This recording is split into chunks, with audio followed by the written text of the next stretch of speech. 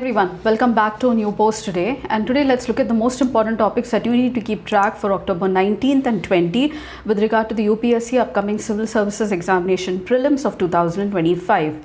And the very first is about Supreme Court upholding the validity of Section 6A of the Citizenship Act as valid in a majority of 4:1 judgment and in favor of the provision of Section 6A. So what exactly does this 6A says, and why has the judgment been hailed by the political parties? So it was in favor, which grants this provision grants citizenship to the people who migrated from Bangladesh to Assam between 66 and 71. So we all know that Part 2 of the Constitution deals with citizenship, and there are provisions with regard to people who have migrated from Pakistan to India, and there is a deadline on the date of migration, and after which they will not be accorded citizenship. So the Supreme Court ruled that Section 6A, which provides citizenship to the people who have migrated to Bangladesh, the then East Pakistan, to Assam, does not violate Article 6 and 7 of the Constitution, which sets 26 January 1950 as a cutoff date for granting citizenship who come from East and West Pakistan. So this has been hailed. Please try to remember the articles of the citizenship and the recent amendment to the Citizenship and also the years when which the Citizenship Act was amended as well. The next one is about CJI, Chief Justice of India Chandrachud, proposing Justice Khanna as the 51st Chief Justice of India. And now, can the Chief Justice of India do so? According to the Memorandum of Procedure for the appointment of the Chief Justice of India and the other judges of the Supreme Court, the Law Minister seeks the recommendation of the outgoing CJI for the next CJI, that is the Chief Justice of India. The letter of the government kickstarts the appointment process and the next CJI is chosen. So usually the senior most judge of the Supreme Court is chosen as the next CJI. However, the seniority principle has sometimes been overlooked as well.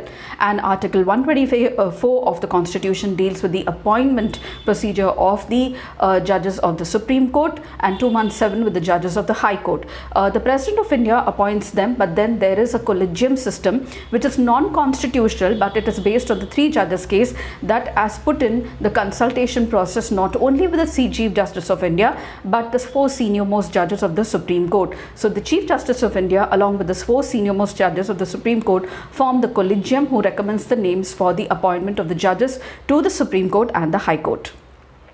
And Nayab Singh Saini took oath as a Chief Minister of Haryana with 13 ministers.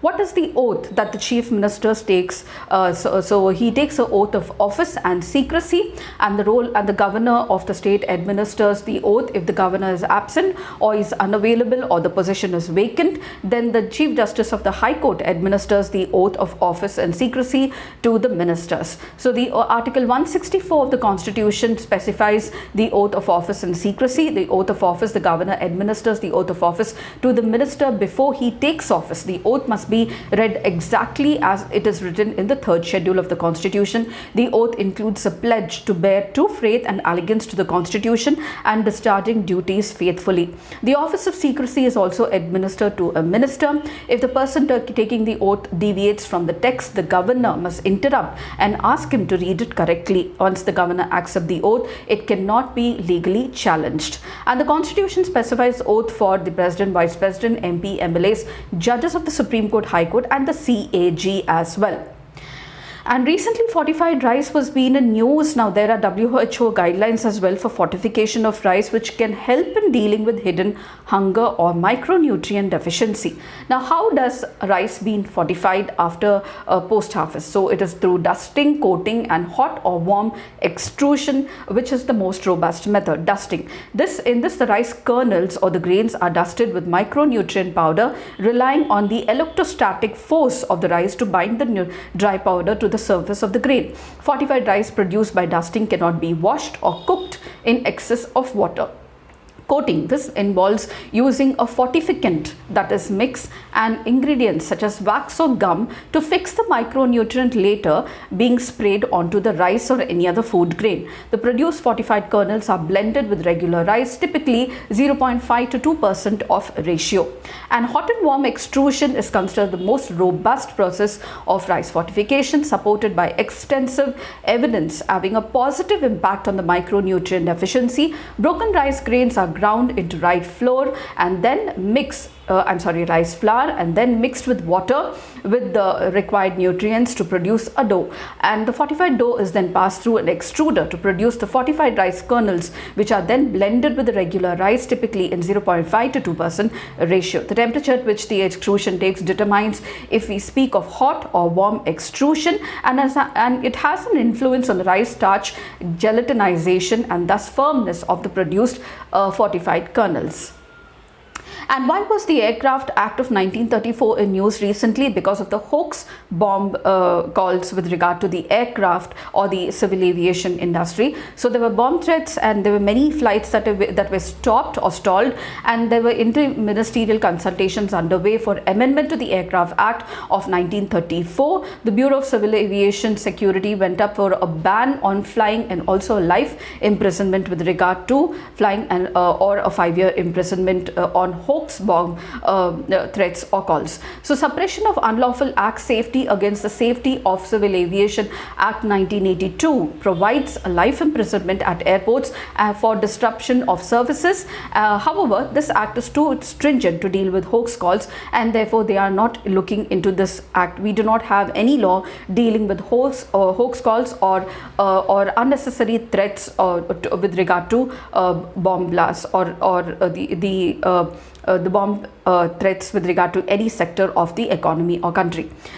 Okay, and then charcoals can be exchanged for pesos. Yes, it's charcoals and not chocos. So charcoals are a currency that are being produced in Argentina province called as La Rioja, and this province now, because of the runaway inflation in the country and the reduced rate of the currency in that country, Argentina chocos is a currency that are now exchanged for pesos, and authorities have promised to pay interest on the bills held until December 31st to encourage the use of chocos. It is used only in one province of Argentina, and that is La Rioja.